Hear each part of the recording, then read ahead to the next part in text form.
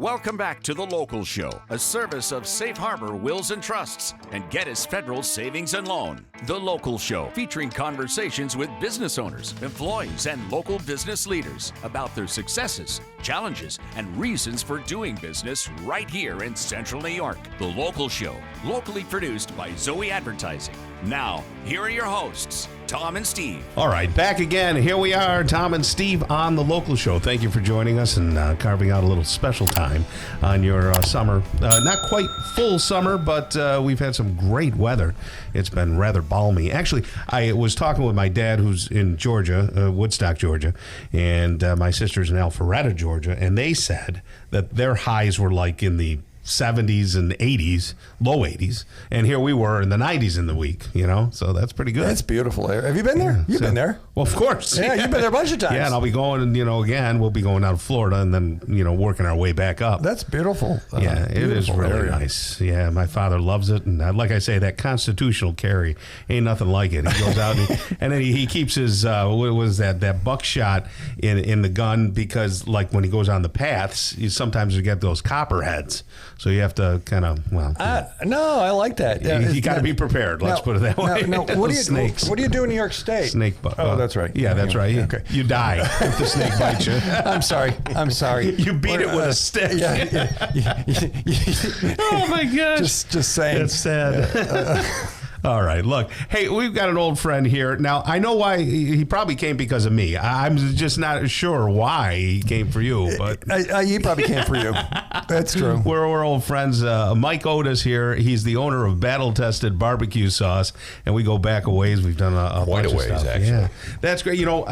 Mike, it's great to see you again. You too. Really You too. is. It's great to be home. And you know what? I tell the story all the time. I was really rattled during the Gulf War. I was on the air at WHEN and in the afternoons, and the one saving grace that we had was we were doing live broadcasts with you from the helicopter right over in the Gulf. Yeah, I was the lead media escort over there. Wow. So just to take care of all my media friends back here, I would phone in live reports just to keep everybody and their families up to date here, because a lot of people, they weren't getting the news out of there. So we were able to do that. So that was a lot of fun. And it kind of calmed me down a little bit. Yeah, for a war. Just to be clear, you were in a war zone. Tom was at a radio station, and you were calming Tom down. Let's just set that straight. I was young. I was in my early 20s. He was in his late 50s. And you're calm now. Yeah, my late 50s, yeah. It felt like it. Well, he's a little older. but yeah, so, it was an interesting time to be over there, for sure. And I probably had one of the coolest jobs you can have in a war, was a lead media escort. So I worked with Scott Pelley, Dan Rather. Yeah. Got to meet John Glenn. He came over. I was at every General Schwarzkopf briefing.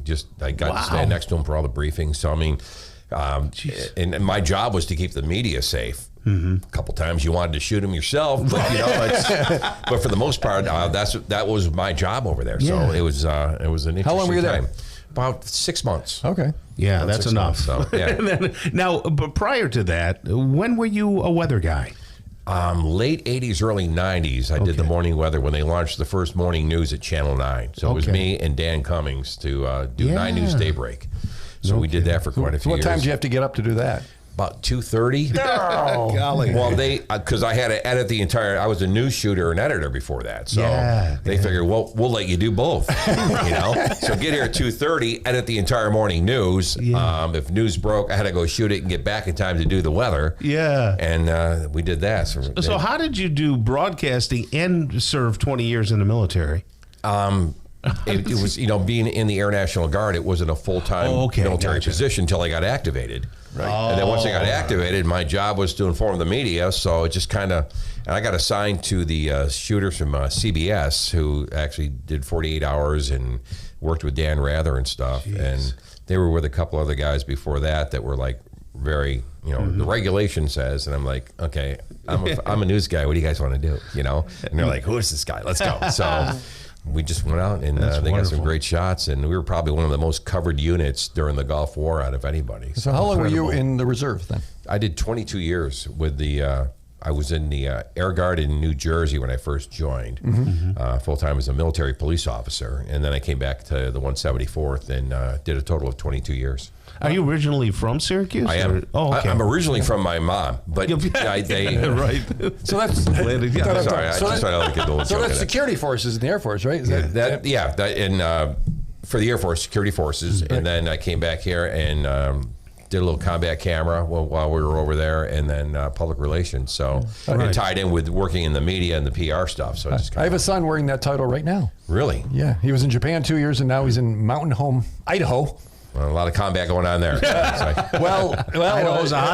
put it this way. It looks like you might be moving. Well, that's what I know. So, and you know how that is. Yep. Right. Oh, yeah. And a moment's notice. Now, what made you want to go down to North Carolina?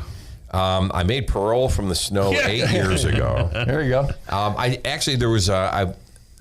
I'd been single for like 14 years. I'd gotten divorced and no plans on getting married. And I met somebody that, and all of a sudden we decided to get remarried, and I was running my ad agency here and doing mostly automotive stuff. Right. But the pie is pretty thin. I mean, a lot of people got a lot of pieces. So I just decided, time for a move. And I was actually looking at a public relations job in Alaska, in Anchorage, Alaska.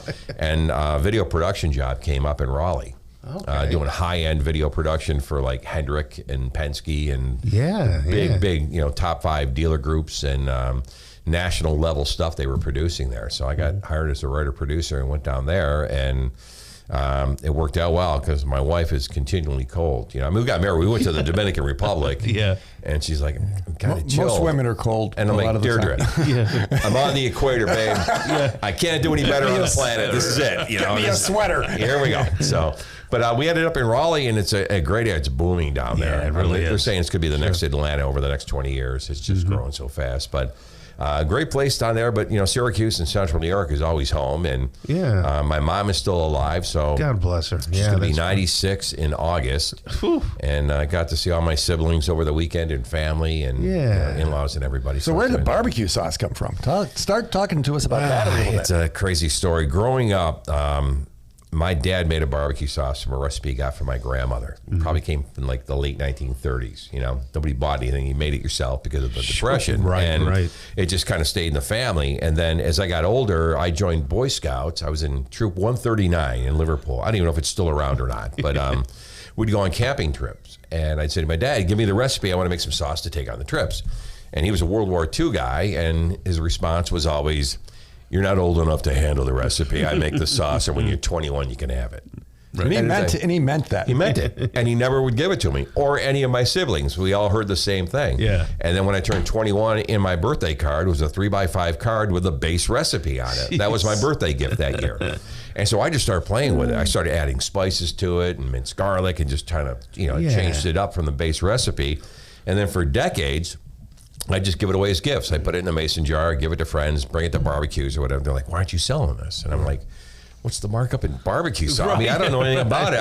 I just know how to make a batch on the stove, Yeah, right. And so before I moved down to North Carolina, Channel 3 hired me to host a home show. I was still doing some TV stuff and commercial stuff. And it's one of those shows, they bring in 5 or 6 different products, and I was the host of the show. And there was a guy named Chris Guerrera who was living here, and he was working with a product, I think it was called the Dust Deputy or something. Like, it went on the hose of your shop vac before the dirt went into the shop vac, and it trapped it on the outside, so you never had to clean out your shop vac. Okay. That was the product. So, but we just kind of became friends, and he ended up going up to New Hampshire, and I'm in North Carolina, and he reaches out and he says, you still doing voiceover work? And I'm like, yeah. And he goes, can you do an on-hold message for me?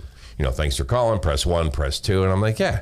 So I do it, send it to him. He sends me $200. I send him a thank you note with a jar of sauce. Just hold that thought. We're going to carry over to the next set. Is that all right, Tom? Yeah, that would be perfect. All right. There we go. Stick around because Mike Otis is going to tell the rest of the story about his battle-tested barbecue sauce right here on the local show on 570 WSYR.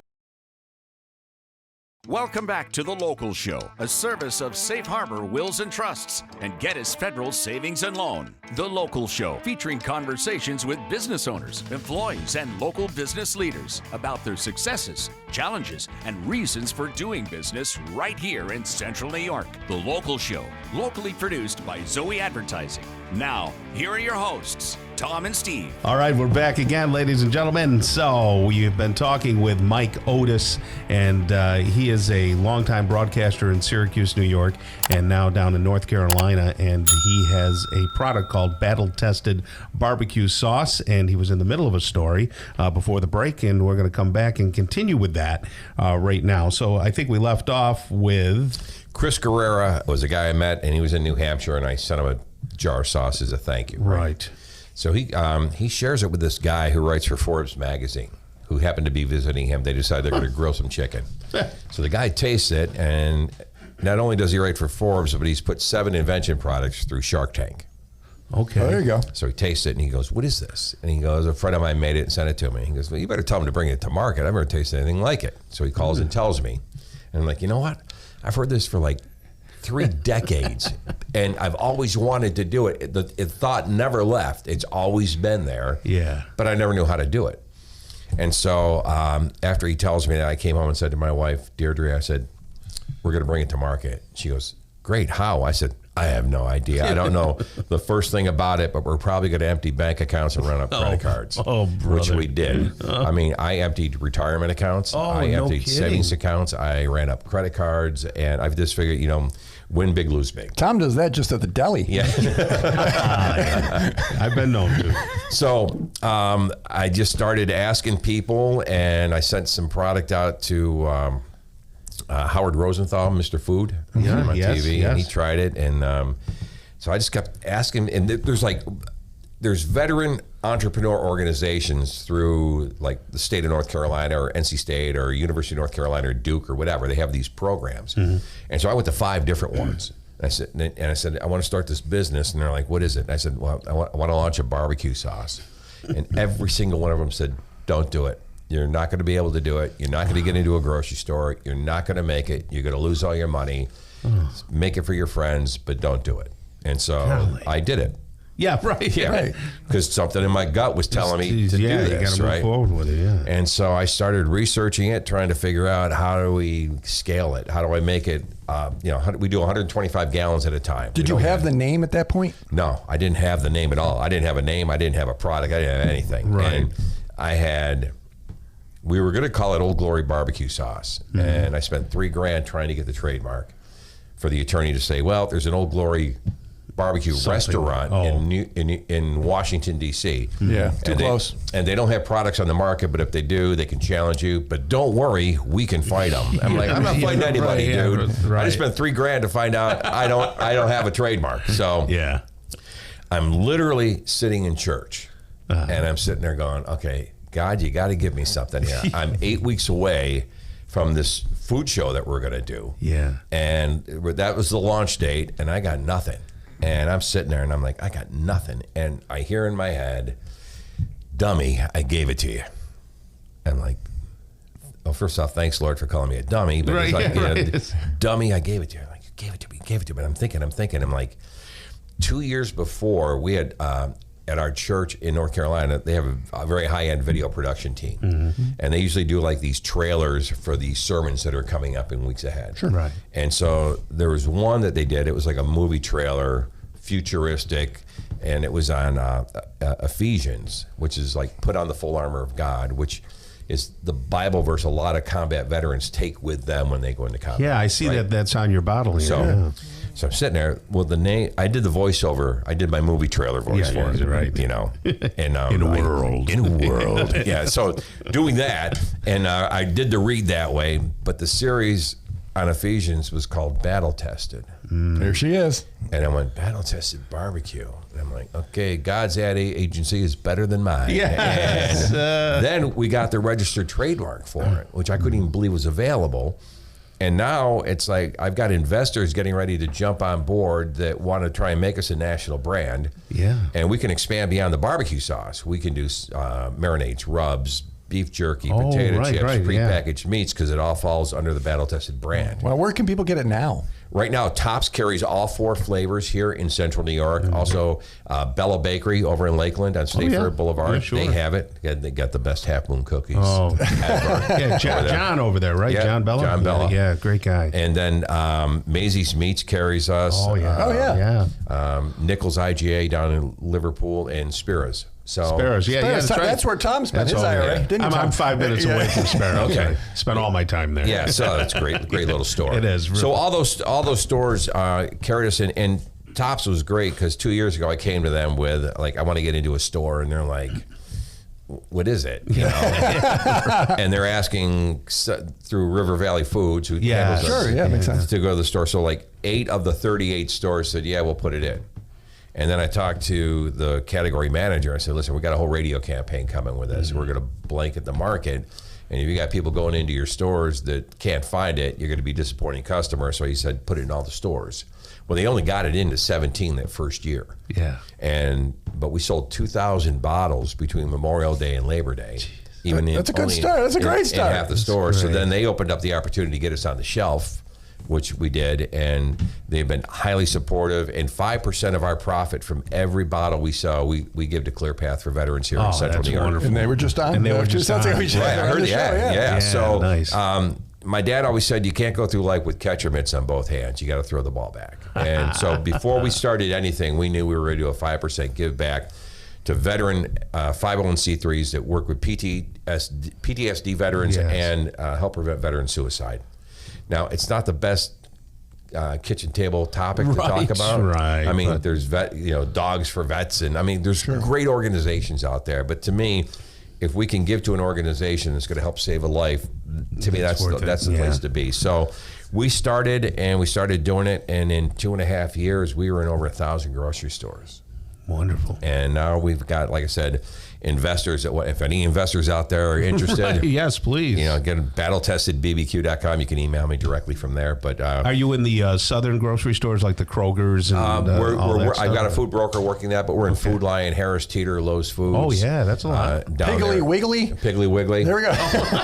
Or as they say down south, you got to be in the pig. Yeah. You in the pig, and I'm like, I don't. What is the pig? I don't know what the pig is. Tom even know that's it's like Piggly Wiggly. So Wiggly. Yeah, so it's been an adventure for sure, and it's getting bigger than me. And now we're bringing on. I mean, we got a team we're building to. So you do this full time? You don't do any more broadcast? Oh, I still have an ad agency. Oh, you're still doing that? So okay, I'm still good. And producing radio and TV commercials. There's somebody calling you right now for it. Yes, thanks for shutting off your phone. I thought I did. True perfect. Can you imagine if he's doing the weather and his phone goes off? So the whole show we only have yelling at me earlier. I thought I shut it off. You made me nervous. We only have one broadcast professional on, and he's the one who leaves the phone. I thought I shut it off. I'm sorry. Yeah, we've heard that before. Forgive me. I'm begging for forgiveness here. No big deal. So you're excited. I can see the passion and the excitement. Well, it got to the point where I was like, man, this is getting bigger than me. And it reminds me of the Joker in the Batman movie. It's like, I built this thing, and what do I do with it? It's like all of a sudden it's bigger, but the mission behind it, I think, is solid with the charity give back, and it's an all-natural, gluten-free product. I mean, you can read the ingredient, you can pronounce the ingredients that are in this. You can pronounce them, and all natural stuff. What is the natural ingredient? I see natural ingredient. What does that mean? I mean, everything. There's no artificial flavoring. There's no chemical flavoring. Right. There's no MSG. No, there's no high fructose corn syrup. It's just all natural products. Soylent Green? No Soylent Green? No Soylent Green. For those who remember the movie. Yeah, that's right.